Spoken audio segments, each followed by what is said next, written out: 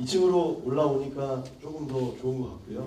아마 곧 있으면 아마 이 벽이 헐리고 여기에 벽이 생겨서 이 안에서만 예배를 드리게 될 것 같습니다.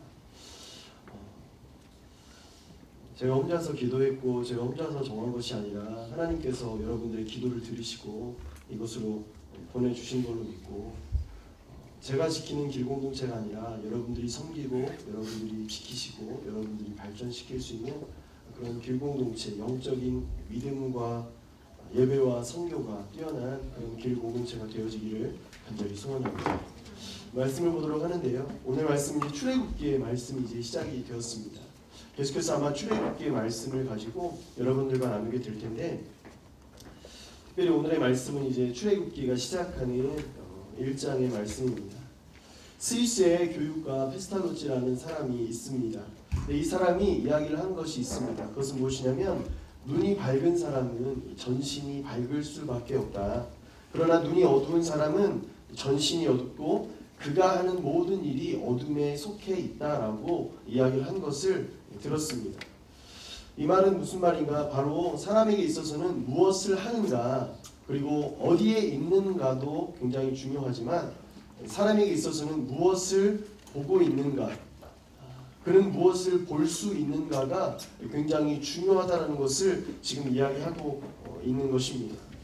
사실 대학로에 와서 우리가 예배 드릴 때 좋은 것도 있지만 안 좋은 것도 있더라고요. 사실 한성대에 있을 때는 좋은 거는 딱 하나가 있어요. 한눈을 팔 수가 없다는 거예요.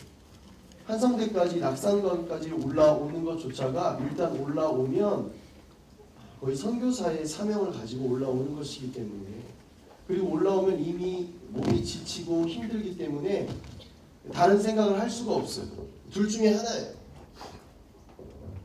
둘 중에 하나는 무엇이냐면 자거나 예배를 열심히 드리거나, 피곤해서 잠을 자거나 내가 여기까지 올라왔는데 열심히 예배 드리지 않고는 안 되겠다 해서 예배를 드리거나, 이 둘 중에 하나입니다. 그런데 이제 대학로에 와서 보니까요, 우리의 시선을 빼앗는 것들이 너무나 많은 거예요. 많은 공연의 포스터와 또 공전이 많으신가 봐요. 많은 공연의 포스터와 또 여러 가지 또 저희를 유혹해 하는 티켓을 판매하는 분들이 저희를 유혹하죠. 제가 수없이 여기를 다녔지만 저를 늘 잡아요. 그런데 이제 한 3주 이상을 돌아다니니까 저를 알더라고요. 저에게 표를 팔지 않아요. 저는 잡지 않더라고요. 그런데 이걸 걸어다니다 보면 표는 준비하셨나요? 재미있는 공연이 있습니다. 공연 보러 가시는 길이신가요? 표를 준비해 드리겠습니다. 뭐 여러 가지 말로 호객을 막 하더라는 것이죠. 또한 아주머니들이, 할머니들이 오셔가지고 이 음식점 메뉴가 적혀있는 이 찌라시라고 이야기하는 그 전단지를 이렇게 나눠주는 거예요. 배고플 때 그것을 받으면 여기를 한번 가볼까라는 생각이 들 정도로 굉장히 먹음직스러운 음식들이 이 전단지에 잘 표현이 되어져 있더라고요. 말씀을 보러 예배를 드리기 위해서, 기도하기 위해서 이곳으로 대학로로 오는데 사실 나의 시선을 빼앗는 것들이 너무나 많이 있더라고요. 여러분, 이곳에서 예배하는 길공동체 모든 형제 자매들은 이곳을 나올 때 저는 오직 주 예수 그리스도만, 십자가만을 바라보고 나올 수 있게 되어지기를 간절히 소원합니다. 그 이유는 다른 것이 아니에요. 우리의 눈이 무엇을 보느냐에 따라서 우리의 발걸음이, 우리의 마음이 그곳으로 향하게 되기 때문에 그렇다는 거예요. 이곳으로 올라올 때 계단이 굉장히 길게 있는데, 계단을 올라오면서 여러분은 무엇을 생각하면서 오셨습니까? 수모임 마치고 어느 커피숍 가야지, 수모임 마치고 어느 음식점 가야지, 오늘 아우팅은 어디서 할까?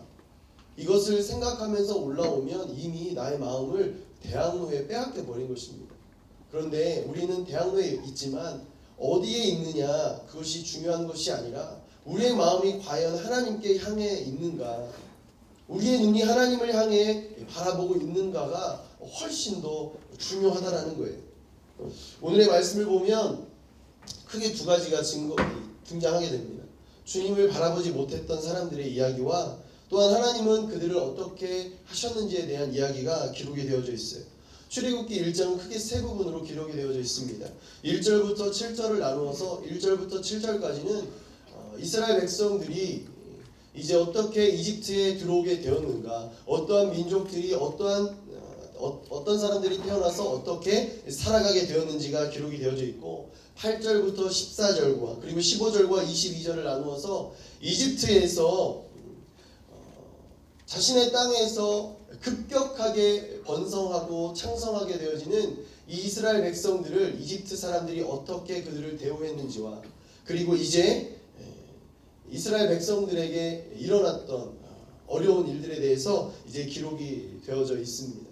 사실 이 1장을 통해서 이 출애굽기가 어떻게 이제 진행되게 되는지가 서론으로 잘 이야기가 되어지는 것이죠.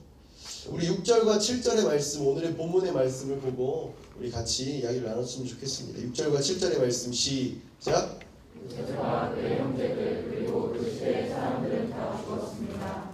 그러나 이스라엘 자손은 자식을 많이 낳아 크게 번성하고 대단히 강대해졌으며 땅에는 이스라엘 자손들로 가득 차게 됐습니다. 야곱과 그의 후손들은 하나님의 은혜로 말미암아 이제 이집트 땅으로 들어와서 살게 되었어요. 이집트 땅에 들어오게 된 그 사건을 이집트에 살고 있는 이스라엘 모든 후손들은 사건을 너무나 잘 알고 있었습니다. 사실 창세기 50장 20절의 말씀을 보면 아버지가 죽고 나서 형들이 두려워하는 것을 이 요셉이 알게 됐습니다. 요셉이 이야기하는 거예요. 형님들은 저를 해치려고 악을 꾀했지만 하나님은 지금 보시는 것처럼 그것을 선하게 바꾸셔서 오늘날 많은 사람들의 생명을 구했습니다. 요셉을 통한 하나님의 놀라우신 역사, 형제들끼리 있었던 안 좋은 사건과 잘못으로 인하여서 벌어진 일이지만, 그래도 자신에게 있어서는 고난이지만 이 고난까지도 선하게 사용하셔서 하나님께서는 이 요셉이라는 사람을 이집트에 먼저 보내시고, 이집트에 오게 된 이 요셉을 통해서 자신들을 다 살리고 이제 긴 흉년의 시간을 잘 지내고 이집트 땅에서 잘 살아가게 하셨다는 것을 요셉이 고백했어요. 그런데 오늘 말씀에 6절의 말씀을 보면 그러한 이야기가 등장합니다. 살아계신 하나님의 역사의 산 증거인 그리고 증인인 요셉이 결국에는 죽는 거예요. 그리고 그 시대 사람들이 다 죽었다는 것입니다. 요셉과 그의 후손들이 다 죽고 나서 요셉을 아는 사람들이 다 죽었어요. 사실 요셉의 백으로 지금까지 이집트에서 편하게 살아온 것이죠. 이 요셉이라는 사람이 이방인으로서 이집트에서 총리까지 되었기 때문에 이집트 사람들도 자신들을 함부로 대우할 수 없었어요. 그런데 요셉을 알고 있었던 요셉과 친족들이 이제 다 죽고 사라지게 된 거예요. 이집트 땅에서 이방인으로 살아간다는 것 무척이나 이스라엘 백성들을 힘들게 했을 거예요. 그러나 쉽게 흔들리지는 않는 것은 이 요셉을 통하여 요셉에게 베풀어 주신 이 하나님의 은혜, 이스라엘 백성들에게 부어주신 이 하나님의 은혜가 입으로 전해졌기 때문에 많은 사람들이 평안하게 살아갈 수 있었을 거예요. 그렇지만 사실 요셉의 죽음으로 말미암아서 지금 예전처럼 이집트 생활이 예전만큼 그렇게 편안하지는 않았을 거예요. 그런데 그들이 이집트 땅에 들어가서 살아갈 수 있었던 것이 사실은 우리가 보기에도 요셉이 총리가 되었기 때문에, 요셉이라는 사람이 총리로 있었기 때문에 바로 왕을 움직였고, 또 그들이 들어와서 살아가는데 전혀 어려움이 없고 편하게 살아갈 수 있었다. 우리가 그것을 그렇게 볼 수 있을 거예요. 아니 어쩌면 요셉의 업적처럼 그들 사이에도 요셉 덕분에 우리가 살아갈 수 있었다, 살아남을 수 있었다라고 이제는 아마 전해지고 있었는지도 모르겠습니다. 그런데 분명한 것은 그들이 요셉을 기억하듯이 하나님을 기억했기 때문에 그들 가운데 이 땅 가운데 살아갈 수 있는 은혜가 더해졌다라는 거예요. 하나님은 이미 요셉을 알고 있는 자들, 요셉도 죽고 요셉을 알고 있는 자들도 다 죽어서 나에게 영향력을 미칠 수 없게 되었다 할지라도 하나님은 살아계셔서 이스라엘 백성들 가운데 살아계시고 역사하셔서 지금까지 그들을 지켜주시고 보호해 주셨다는 거예요. 사실 오늘 본문에는 포함되지 않았지만 출애굽기 1장부터 7절까지 1장 1절에서 7절까지의 배경은 이스라엘 백성들이 애굽의 이집트에 머문 시간을 사람들의 어떤 사람들이 살았다는 것을 잘 설명하면서 그 기간을 이야기합니다. 여러분 출애굽까지 요셉을 통해서 이집트에 들어간 이후에 이스라엘 백성들이 출애굽까지 걸렸던 시간이 몇 년인지 혹시 아십니까? 아십니까? 대충이라도 교회는 다니시죠? 오늘이 처음이 아니죠. 출애굽기는 다 읽어보셨겠죠? 제가 말씀드리겠습니다. 400년이라고 이야기를 합니다. 그런데 이스라엘 백성들은 이제 딱 끊어지게 이야기하는 것을 좋아하기 때문에 400년이라고 이야기했지만 사실은 430년의 기간이었어요. 기원전 1876년부터 1446년까지 총 430년의 시간이 흘렀다라고 기록이 되어져 있습니다. 출애굽기 12장 40절에서 41절까지 그리고 갈라디아서 3장 17절의 말씀을 보면 이스라엘 백성들이 이집트에서 살아갔던 시간이 430년이라고 그렇게 기록이 되어져 있어요. 여러분 430년이라는 시간이 짧은 시간이 아닌 것을 우리가 알고 있습니다. 엄청나게 긴 시간이에요. 이 자리에 앉아있는 사람 가운데 400년이라는 시간을 나의 힘으로 내 힘으로 살아갈 수 있다고 자신하는 사람은 아마 아무도 없을 거예요. 100년 정도의 짧은 시간, 그에 비해서 100년이라는 짧은 시간이지만 100년도 나의 힘으로 살아남을 수 있다라고 이야기하는 사람은 아무도 없다라는 거예요. 하루 이틀 뒤의 일도 우리는 잘 모르고 살아갑니다. 그 일도 어찌할 수 없는 것이 사람이에요. 그런데 이러한 인생이 어떻게 400년이라는 긴 시간 동안 애굽 땅에서 이집트 땅에서 살아남을 수 있었겠냐는 거예요. 하나님의 역사, 하나님의 은혜가 아니면 이 430년 동안이나 이스라엘 백성들이 살아갈 수 없었다는 거예요. 여러분 요셉 덕분에 이스라엘 백성들이 400년이라는 기간 동안 이집트에서 살아남은 것이 아니에요. 요셉의 어떤 업적 때문에 사람들이 요셉을 기억하고 있었기 때문에 이집트에서 살아남았다는 것이 아니라 요셉도 이미 잊어버렸고 이스라엘 백성들 가운데도 요셉을 잃어버리고 하나님을 이미 잊어버린 사람들도 많았지만 하나님은 이스라엘 백성들을 기억하시고 끝까지 그들에게 은혜와 사랑을 더하여 주셨기 때문에 이스라엘 백성들이 430년이 지난 기간 동안 그 긴 시간 동안 이집트에서 살아남을 수 있었다는 거예요. 사실 400년이 넘는 기간 동안 1절부터 6절, 7절까지 짧은 절수지만 7절이지만 400년이라는 시간이 흘러가는 거예요. 여러분 400년을 넘게 사는 한 민족의 역사 가운데 아무런 사건과 사고가 일어나지 않았겠습니까? 딱 7절로 딱 이야기하는 거예요. 여러분 수많은 말을 듣지 않는 이스라엘 백성들을 지켜주시고 보호해 주시는 하나님이 1절부터 7절까지 딱 끊어서 430년이 지났다고 딱 이야기하기에 좀 억울할 것 같지 않습니까?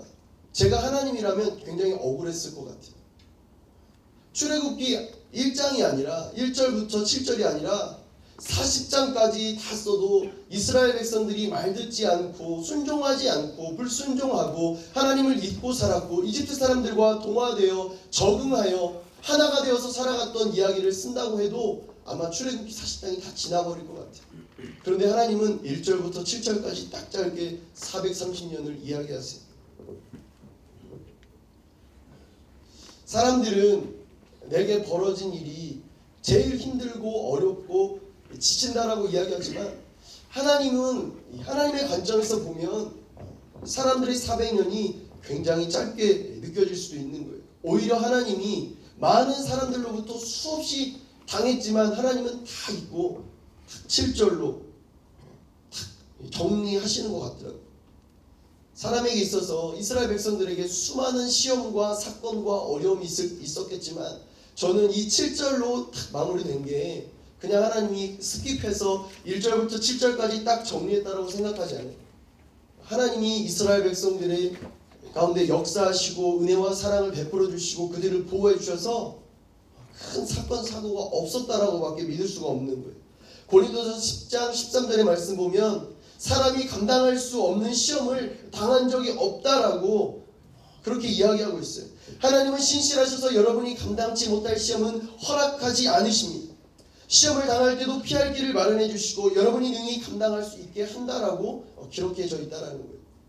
이스라엘 백성이 430년 동안 힘들고 어렵게 이방 땅 속에서 살아갔지만 그러나 하나님이 그들을 다 지켜주셨다라는 거예요.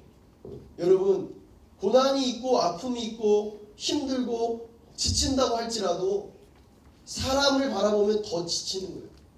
환경을 생각하면 머리가 더 아픈 거예요. 하나님의 사람이라면 우리가 바라봐야 될 것은 사람을 바라보는 것이 아니라 하나님을 바라보아야 한다는 거예요. 어떤 고난이 오고 어려움이 오고 아픔이 오고 나를 괴롭히는 그 어떤 것이 닥친다고 할지라도 그것을 주목하는 것이 아니라 하나님을 바라보아야 된다는 거예요. 비슷한 것, 유사한 것에 마음을 두지 마십시오. 진리 되신 하나님, 진짜이신 하나님을 오직 그 하나님 한 분만을 바라보아야 한다는 거예요.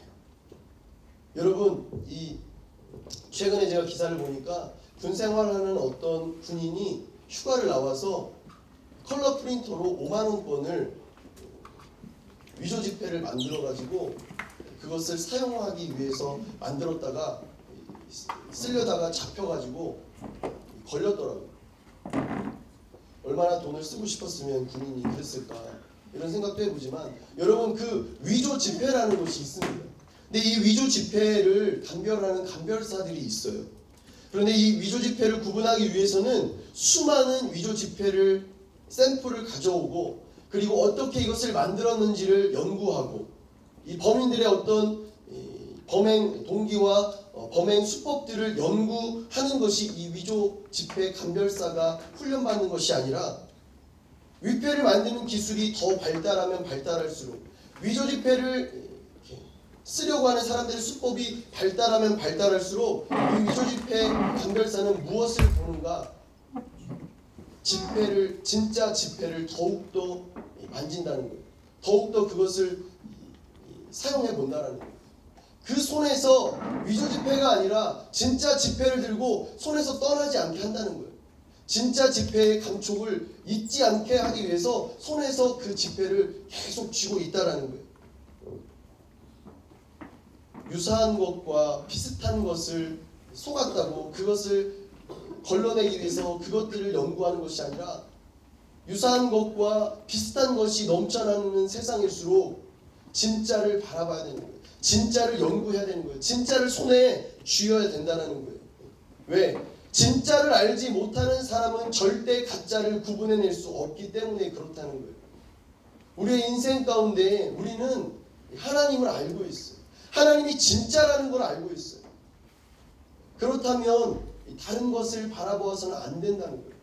다른 것을 손에 쥐어서도 안 된다는 거예요. 다른 것에 나의 눈을 빼앗겨서도 안 된다는 거예요. 보이는 것이 전부인 것처럼 우리는 살아가지만 보이는 것이 전부가 아니라는 거예요. 보이는 것으로 말미암아 절대 하나님을 판단하지 말아야 된다는 거예요. 시험이 있고 어려움이 있습니다. 때로는 비스무리하게 하나님이 나에게 주시는 비스무리한 고난과 아픔이 있을 수 있습니다. 이게 하나님이 나에게 주신 고난인가? 세상이 나에게 주는 고난인가? 이것이 하나님이 나에게 허락하신 어려움인가? 세상이 그냥 나에게 주는 어려움인가? 이것 때문에 헷갈려서 몇 날 며칠 기도하는 사람이 있습니다. 그런데 거기에서 벗어나는 가장 쉬운 방법이 있어요. 그것은 무엇이냐? 그럴 때일수록 하나님을 바라보는 거예요. 그럴 때일수록 하나님을 붙잡으면 된다는 거예요. 어려움, 세상이 나에게 줄 때가 있고 또 내가 그것을 자초할 때도 있고 하나님이 나에게 주시는 어려움도 있습니다. 문제가 있고 아픔이 있습니다. 그것을 언제 그것을 구분하고 그때마다 그것을 구분하기 위해서 그때마다 엎드리겠습니까? 그런 수고를 하는 것이 아니라 오직 나의 눈과 나의 마음과 나의 발길이 하나님을 향해 있을 때 하나님을 붙들고 있다면 어떤 시련이 아픔이 괴로움이 있다 할지라도 능히 이겨낼 수 있다라는 거예요. 진리 되신 주님을 바라볼 수 있는 여러분들이 되십시오. 주를 바라보는 자들에게 하나님께서 반드시 승리를 허락해 주실 것입니다. 이스라엘 백성들이 살아남을 수 있는 방법, 이스라엘 백성들이 400년 동안 이겨낼 수 있었던 것은 다른 것이 아니에요. 요셉을 기억하는 것이 아니에요. 이집트 왕과 이집트의 백성들에게 잘 보이려고 했던 것이 아니에요. 오직 하나님을 향해서 나아갔을 때, 하나님을 기억하는 한 사람이라도 남아있을 때 하나님은 그 민족을 사용하시고 기억하셨다는 사실입니다. 우리 8절부터 14절의 말씀을 함께 교독하도록 하겠습니다. 8절부터 14절 제가 먼저 봅니다. 시작. 요셉을 알지 못하는 새로운 왕이 일어나 이집트를 다스렸습니다. 새 왕은 자기 백성에게 말했습니다. 자, 그러니 우리가 그들을 대할 때 지혜롭게 행동하자. 그렇지 않으면 그들이 더 많아져서 만약 전쟁이라도 일어난다면 우리의 적들과 연합해 우리를 대적해 싸우고 이 땅에서 날 것이다. 그들은 감독관을 세워 이스라엘 백성들을 억압하고 그래서 이스라엘은 바로를 위한 곡식 창고로 쓰는 성인 비돔과 람셋을 건축해야 했습니다. 그러나 그들이 억압하면 할수록 이스라엘 자손은 오히려 더욱 번성하고 인구도 많아졌습니다. 그러자 이집트 사람들은 이스라엘 민족이 두려워서 그들을 심하게 혹사시켰습니다. 함께 봅니다. 이집트 사람들은 이스라엘 민족에게 회 반죽과 벽돌 굽기와 온갖 밭일 등의 고된 노동을 시켜 그들의 삶을 고달프게 만들었습니다. 이렇듯 이집트 사람들이 시키는 일은 모두 혹독하기 짝이 없었습니다. 6절과 7절에 야곱 가족들이 요셉의 형제들이 이집트에 이주한 시점이 1876년이었어요. BC 1876년이었는데 이 역사적인 자료를 보았을 때 이집트가 이스라엘 민족들에게 억압 정책을 쓰기 시작한 것은 115년이 지난 1760년 이후부터라고 이야기를 하더라고요. 그리고 나서 아예 이스라엘 백성들이 너무 이렇게 번성하니까 말살 정책을 쓰기 시작한 것은 115년이 지난 이후에 235년이 더 지난 다음, 쉽게 말해서 350년, 이주한 지 350년이 지난 이후에 이집트가 이스라엘 백성들에게 민족 말살 정책을 쓰기 시작했다라고 학자들이 이야기를 하더라고요. 사실 이스라엘 민족이 전혀 한 번도 살아보지 않았던 이집트 땅에 들어와서 크게 번성할 수 있었던 것, 그것은 이스라엘 백성들이 너무나 건강해서, 이스라엘 백성들이 너무나 똑똑해서, 이집트 백성들이 요셉으로 인하여서 그들에게 선대해서 이러한 것들 때문에 이스라엘 백성들이 이집트 땅에서 살아남은 것이 아니라, 크게 번성한 것이 아니라, 사실 이스라엘 민족의 조상으로 여겨지는 이 아브라함에게 시작해서 이 4명의 족장들에게 하나님께서 약속해 주신 그 약속이 차례차례 이루어 주신 것 때문에 그렇다라는 거예요.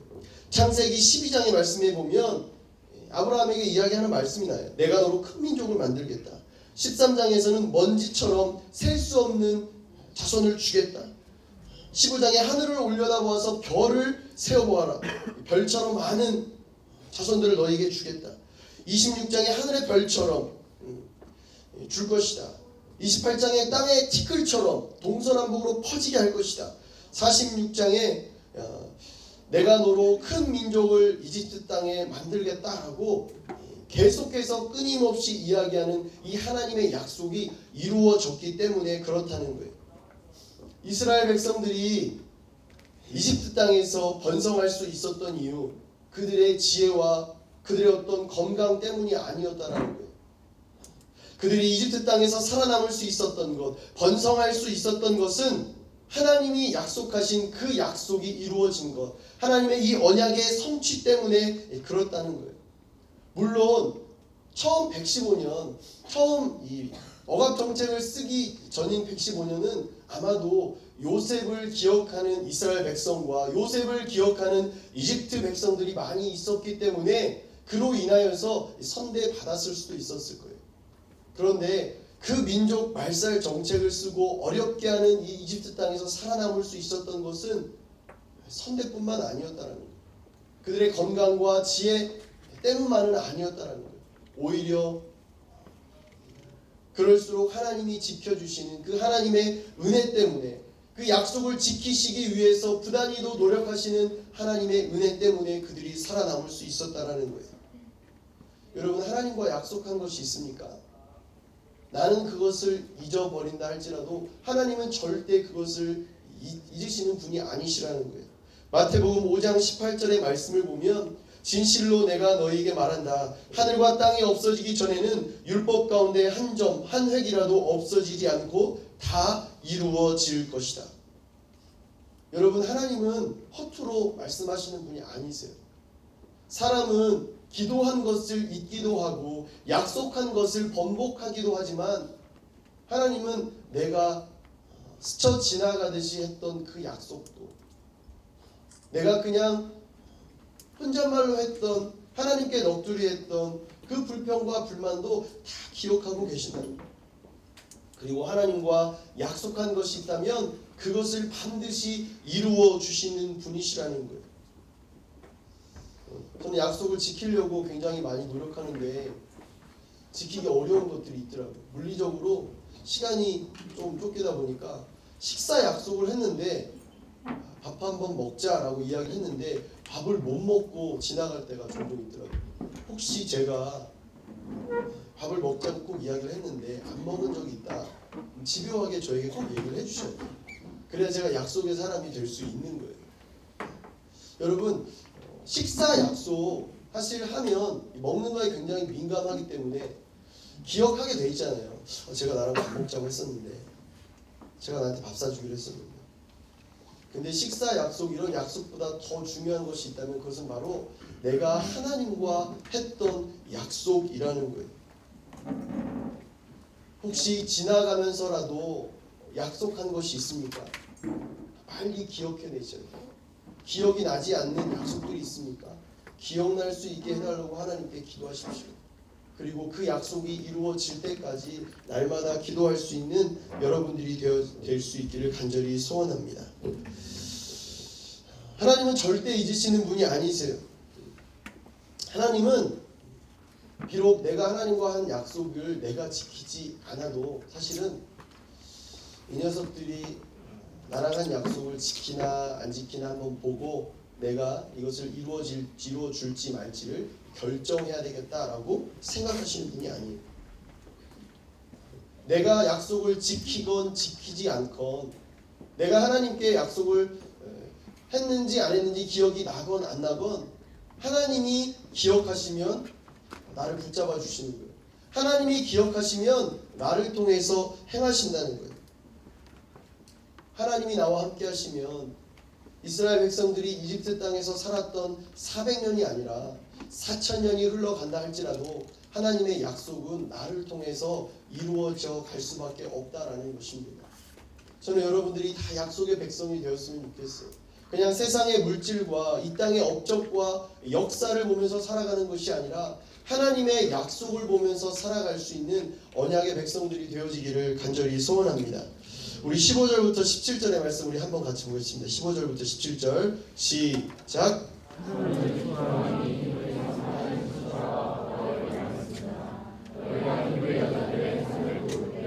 그 낳는 것을 잘 보고 있다가 아들이면 죽이고 딸이면 살려라. 그러나 이 산파들은 하나님을 경외했기 때문에 이집트 왕이 시키는 대로 하지 않고 아들이라도 살려주었습니다. 이제 350년이 지났을 때쯤 이 모세가 태어날 때쯤 돼서 이제 민족 말살 정책이 시작된 거예요. 이때부터 이스라엘 백성들이 큰 어려움을 당하게 됩니다. 씨를 말려 버리겠다. 이것들을 아주 죽여버리겠다. 이 땅에서 발을 붙이지 못하게 하겠다. 사실 편안하게 살아왔던 이스라엘 백성들에게 힘든 노동과 어려움을 이집트 백성들이 굉장히 많이 주기 시작했어요. 심지어 노동에 동원하고 어떤 이런 노예로 부리는 것까지, 이것을 넘어서 이제는 완전히 아이를 낳는 것까지 간섭하게 되는 거예요. 산파를 불러다가 이 산파가 아이를 낳으러 갔을 때, 아이를 받으러 갔을 때 딸이면 놔두고 아들이면 죽이라고 이렇게 이야기를 하는 거예요. 이 말씀을 보면서 우리는 이렇게 생각할 수도 있습니다. 하나님이 이집트 땅에 들여 보냈으면서 이스라엘 백성들을 그곳에 보내셨으면서 왜 하나님은 이들을 내버려 두시는가? 그들이 고통하고 그들이 신음을 내고 있을 때 왜 침묵하고 계시는가? 그런데 제가 말씀을 찾아봤어요. 창세기 말씀을 찾아봤는데 창세기 15장 13절부터 14절의 말씀인데 이거 한번 우리 같이 보겠습니다. 창세기 15장 13절 14절 시작.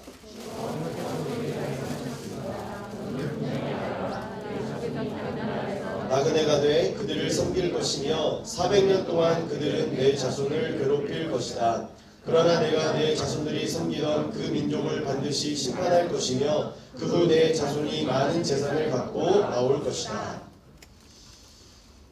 하나님께서는 아브라함에게 아브라함의 후손들이 많아질 것을 이야기하고 그 땅에 가서 이방인이 될 것을 이야기하고 그랬지만 편안히 잘 살 것이다. 그곳에서 번성하고 그곳에서 물질을 많이 거두고 아들, 딸을 낳고 잘 살 것이다 라고 약속한 것이 아니라 400년 동안 그들은 내 자손을 괴롭힐 것이다 라고 말씀하셨었더라는 거예요.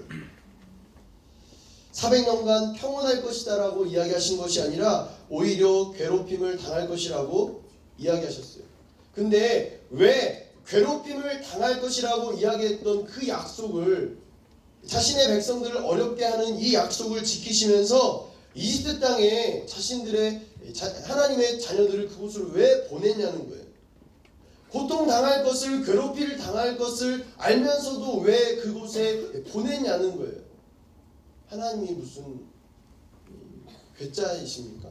우리가 어려운 것을 보고 울고 짜고 어려워하는 것을 보고 막 기뻐하시는 무슨 그런 하나님은 아니시잖아요.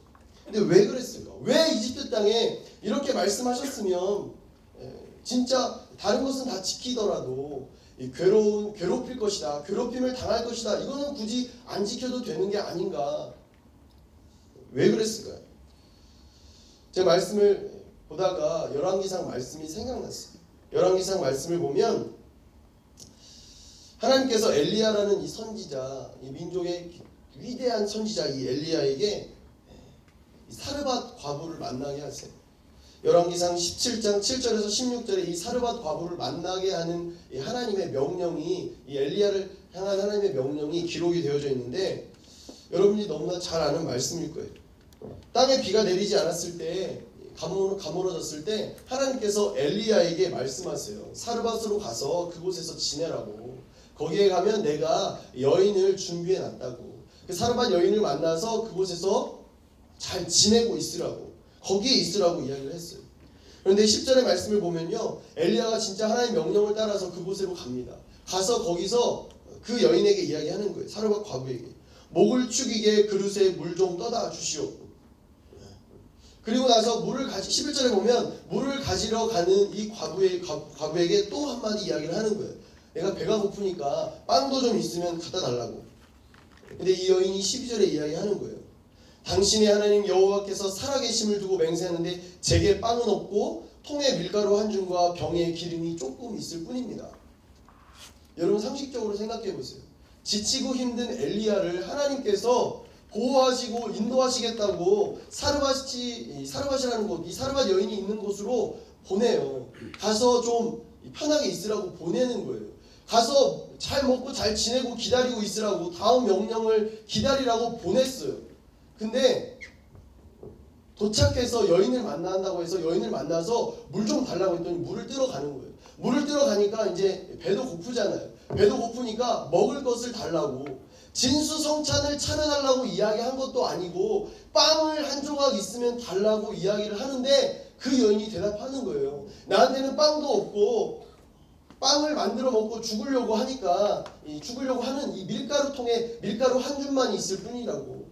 이것밖에 없는데 이거를 너한테 줘야 되냐고. 내가 우리 아들하고 이것을 먹고 죽으려고 생각하고 있는데 이거를 내가 너한테 줘야 되냐고. 여러분 엘리야가 이 이야기를 들었을 때 어떠한 기분이었을까요? 저는 아마 하나님께 성질냈을 것 같아요. 장난하냐고. 하나님 지금 저랑 장난하시냐고. 다를 바가 없지 않냐고. 내가 있던 거기도 비가 내리지 않아서 가물어서 힘들기는 마찬가지인데 왜 나를 힘을 빼가지고 이곳까지 오게 했는데 와가지고 여인을 만난다고 해서 물을 달라고 하고 빵을 달라고 하니까 줄 수 없다라고 이야기하냐고. 하나님 어떻게 하냐고. 달라고 하래요 하나님이. 여러분 엘리야의 마음으로 생각해 보십시오. 나보다 더 가난해 이 여인이. 나보다 더 힘들어. 남편도 없고 아들하고 둘이 사는데 아들들하고 사는데 죽으려고 이제 밀가루 한 줌밖에 없는 사람한테 어떻게 하냐고 하나님한테 물어보니까 하나님이 달라고 하래요. 여러분이라면 어떻게 하겠습니까? 하나님 벼룩의 간을 내서 드시지요. 나보고 더 이상 얼마나 더 창피한 꼴을 당하라고 저 여인에게 이것을 달라고 저에게 말씀하십니까? 그러지 않겠어요. 혹여라도 여인이 장난하냐고. 내가 지금 너한테 말하지 않았냐고. 나 이거 먹고 죽으려고 한다고. 그냥 너 주고 나 그냥 죽을까? 막 이렇게 얘기하면 엘리야가 뭐라고 얘기하겠어요. 미안하다고. 하나님이 그렇게 시켰다고. 장난하냐고 또 그럴 수도 있겠잖아요. 그가 도착한 곳은 하나님께로부터 쉼을 얻어야 되고 도움을 받아야 되는 어떤 그러한 장소였어요. 그가 원하는 곳은 그런 장소였다고. 근데 하나님은 그가 원하고 그가 바라던 장소로 보내준 것이 아니라 그가 상상하고 생각했던 장소로 보내신 것이 아니라 도움을 받기보다는 도움을 줘야 될 형편에 있는 사람들에게 보내신 거예요. 가난한도 너무 가난해. 도와주려고 해도 어디서부터 어떻게 도와줘야 될지도 모르는 정도로 굉장히 가난한 사람인 거예요. 왜 하나님은 엘리야를 이곳으로 보냈을까? 여러분 사르밧이라는 이 단어의 뜻이 용광로라는 거예요. 용광로래요. 용광로는 무엇하는 곳입니까? 쇠를 철을 넣어서 뜨겁게 그래서 불순물을 없애는 곳이 용광로잖아요. 그래서 이제 귀한 어떤 금속, 순금속을 뽑아내는 곳이 용광로잖아요. 저는 하나님이 이 사르밧이라는 과부에게 보낸 것은 아직도 엘리야에게 남아있는 불순물들, 아직도 엘리야에게 남아있는 하나님을 믿지 못하는 이 불순물들, 영적인 불순물들을 제거하기 위해서 사르밧 과부를 만나게 하셨다라고 밖에 생각이 안 되는 거예요. 도움을 받아야 될 때, 위로를 받아야 될 때, 나는 사람들에게 격려를 받아야 될 때라고 엘리야는 생각했지만 하나님은 너에게 필요한 것은 위로와 격려가 아니라 연단이다라고 말씀하고 계신다는 거예요. 때로는 내 삶이 어려울 때가 있습니다. 괴로울 때가 있죠. 나는 이것을 내려놓고 도움을 받아야 된다. 사람들로 하여금 격려를 받아야 된다. 나의 편이 누군가는 한 사람은 필요하다라고 생각이 될 때가 있습니다. 근데 그때 생각을 잘 해야 돼요. 그때는 다른 것이 나를 도울 내 편이 필요한 것이 아니라 내가 편히 먹고 살 수 있는 물질이 필요한 것이 아니라 나에게는 한마디의 따뜻한 위로가 필요한 것이 아니라 하나님이 필요한 때라는 거예요. 우리에게 필요한 것은 다른 것이 아니에요. 하나님 한 분이 필요하다는 거예요. 하나님은 우리와 전혀 생각이 다른 분이에요. 내가 생각하고 상상하는 것과 전혀 다른 차원의 분이시라는 거예요. 예레미야서 29장 11절에서 13절을 보면요. 내가 너희를 위해 갖고 있는 계획들을 내가 알고 있으니 그것은 평안을 위한 계획이지 재앙을 위한 계획이 아니며 너희에게 미래와 소망을 주기 위한 것이다. 여러분 하나님이 우리에게 주시는 것은 우리의 계획과 생각과 다르다는 거예요. 근데 내가 생각한 것과 계획한 것과 다르다고 해서 전혀 이것이 틀리다고 해서 하나님을 때로는 원망할 때가 있어요. 그래서는 안 된다는 거예요. 이스라엘 백성들을 요셉을 통해 이집트로 보내신 이유는 다른 것이 아니에요. 이집트 땅에서 편하게 살기 위함이 아니라고요. 400년 동안 잘 먹고 잘 살라고 보낸 것이 아니에요. 언뜻 보기에는 400년 동안 이스라엘 백성들은 작기 때문에 70명의 숫자만 들어갔잖아요. 작기 때문에 이방 민족들로 하여금 보호받기 위해서 하나님이 이스라엘 백성들을 이집트로 보냈다라고 이야기하는 사람도 있지만 그것뿐만이 아니라 하나님은 이스라엘 백성들에게 약속을 지키시며 그들로 하여금 편하고 안락한 삶을 보내게 하는 것이 아니라 연단하시고 하나님의 백성으로서의 불순물들을 완전히 제거하기 위해서 이집트 땅으로 보내셨다라는 거예요. 이스라엘 백성들이 사실 열재앙이 끝난 후에 출애굽기에서 열재앙이 끝난 다음에 바로가 내보내져서 나왔어요. 근데 이스라엘 백성들이 출애굽기 14장의 말씀을 보면 이집트에는 무덤이 없어서 우리를 이 광야로 데리고 나와 죽게 하는 것입니까? 어떻게 우리를 이집트에서 끌고 나와서 이렇게 하실 수 있습니까? 이스라엘 백성들은 400년을 사는 동안에 요셉의 믿음, 야곱의 믿음을 다 잃어버렸어요. 400년을 사는 동안 다 잃어버리고 눈앞에 있는 것만 쫓는 사람이 되어버린 거예요. 홍해가 앞을 가로막고 뒤에는 이집트의 병사들이 쫓아오니까 하나님이 안 보이는 거예요. 나한테 필요한 것은 하나님이 아니라 당장 이 홍해를 가로지를 수 있는 배를 주거나 아니면 이 쫓아오는 이집트 군대를 무찌를 수 있는 군대를 달라고 지금 원망하고 불평하는 거예요. 하나님의 백성이었던 이 야곱의 자손들, 이스라엘 백성들은 하나님이 좋아서 이집트 땅에서 하나님이 보내셨기 때문에 그곳에서 살아온 것이 아니라 400년을 지낸 것이 아니라 그냥 그곳이 너무나 좋으니까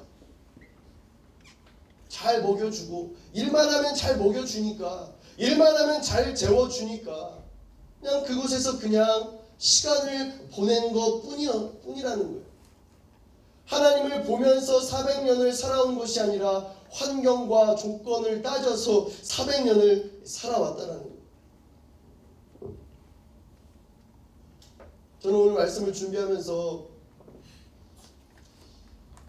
하나님이 이스라엘 백성들이 하나님을 보지를 못하니까 보려고 하질 않으니까 오죽하면 이집트 왕을 썼을까 사용했을까 라는 생각이 들더라고요. 여러분 하나님을 믿는 우리가 똑바로 서 있지 않으면 하나님은 우리를 사용할 수가 없는 거예요. 하나님은 우리를 사용하지 않는 거예요. 믿음의 사람으로서 너무나 치욕스럽게 믿지 않는 사람들을 하나님이 사용하실 수도 있다는 거예요. 억압 정책을 써도 안 보는 거예요. 민족 말살 정책을 써도 하나님을 보지 않는 거예요. 눈앞에 놓여져 있는 아픔과 어려움과 힘든 것만 따지고 있는 거예요. 결국에 하나님은 자신의 백성들이 무슨 짓을 해도 변화되지 않으니까 하나님만을 바라보는 하나님의 백성으로 삼기 위해서 그들을 이집트 땅에서 꺼내서 하나님만을 볼 수 있는 광야로 꺼내버리는 거예요. 하나님이 이스라엘 백성들 장정만 60만 명이 되는 그 이스라엘 백성들을 잘 살고 있는 애들을 데려다가 광야로 던져놓는 게 하나님이 기뻤겠습니까? 아니라는 거예요.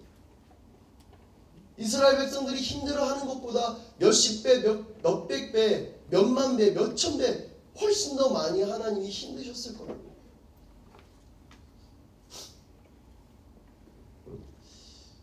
아들이 있는데 한 5개월쯤, 6개월쯤 됐을 때 6개월쯤 됐을 것 같아요.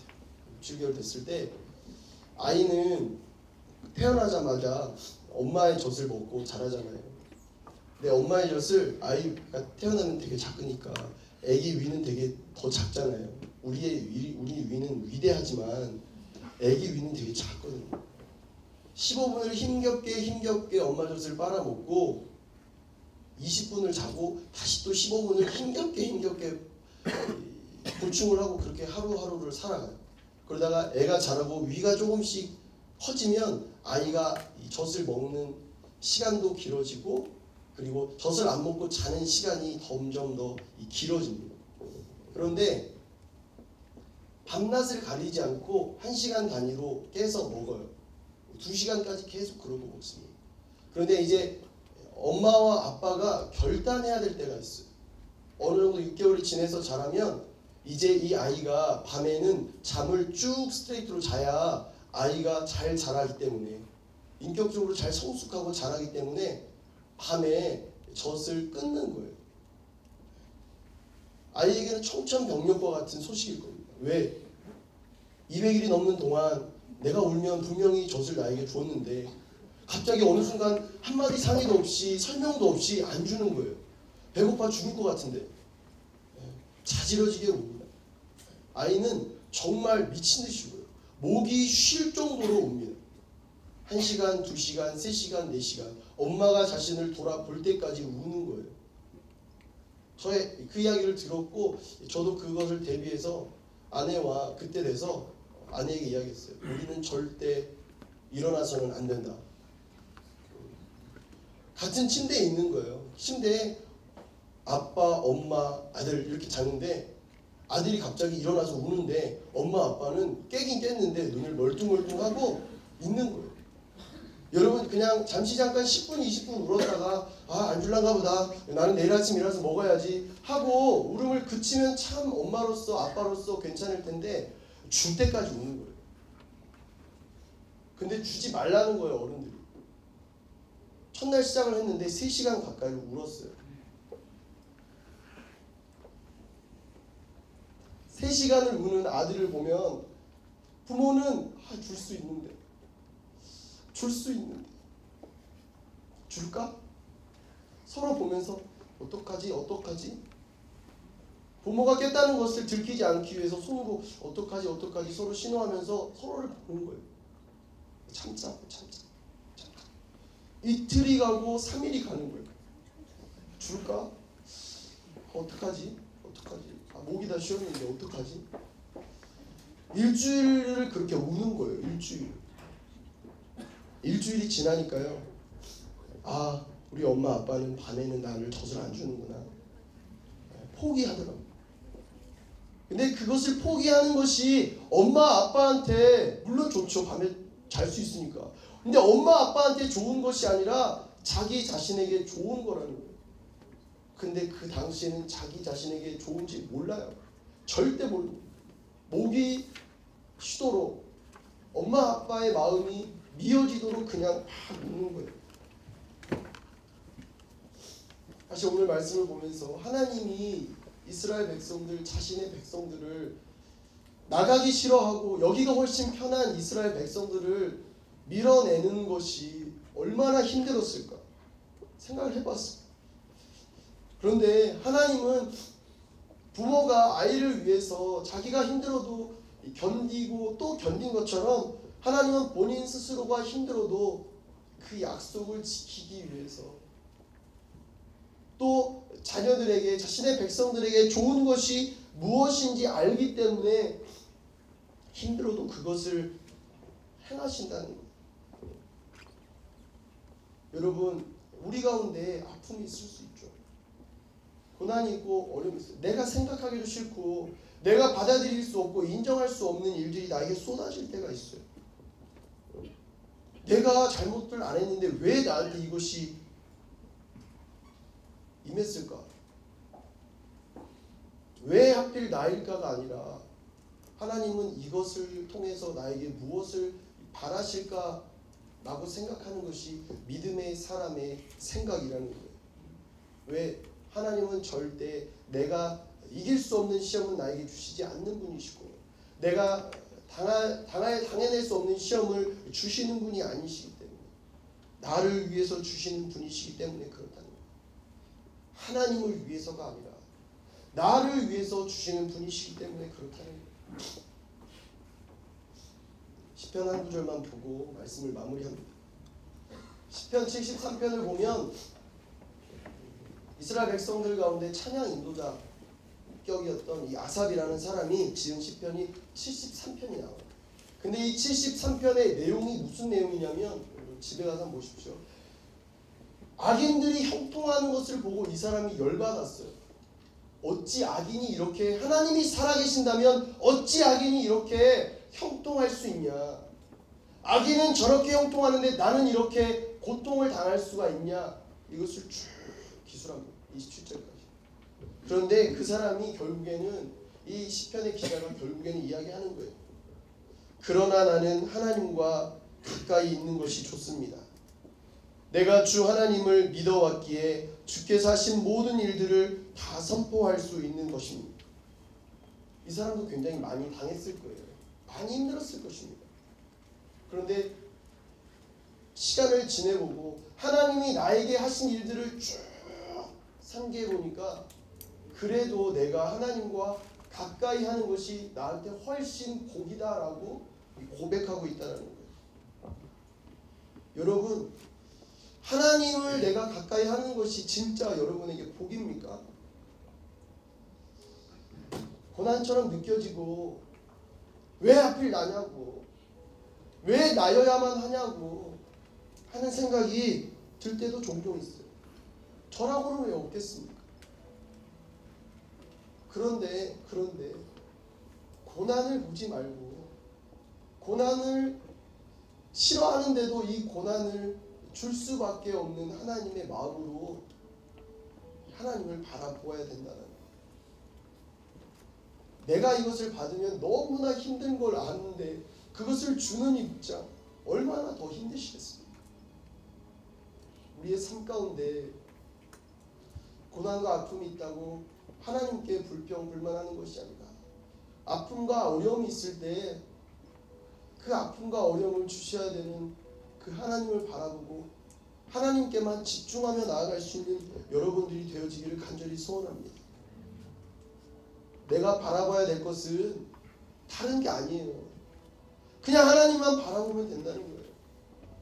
요즘 저희 아들이 침대에서 뛰어내리고 소파에서 뛰어내리기 시작했어요. 제가 집에 들어가면 무조건 침대로 소파로 저를 잡고 손을 잡고 끌고 가요. 그리고 점프하는 거예요. TV를 보다가 점프라는 이야기만 나오면 갑자기 이렇게 뛰면서 소파로 저를 끌고 가는 거예요. 근데 여러분, 그 아들이 뛰어내릴 수 있는 비결은 다른 게 아니에요. 아들은 제가 보니까요, 아빠밖에 안 봐요. 높이를 안 보더라고요. 식탁이건 소파건 침대건 빼다지 장이건 어디에 올라가 있어도 높이를 상관하지 않고 뛰어내리는 비결은 다른 게 아니더라고요. 오로지 아빠의 눈을 보고 아빠의 손만 보고 뛰어내리더라고요. 여러분, 상황을 보는 것이 아니라 하나님만을 바라보십시오. 조건을 따지는 것이 아니라 하나님만을 바라보십시오. 하나님, 내가 하나님만을 보겠습니다. 하나님만을 붙들겠습니다. 모든 것의 해결책은 다른 것에 있지 않다는 거예요. 하나님만이 가지고 계신다. 이 시간 우리 한번 같이 기도하며 나갑시다.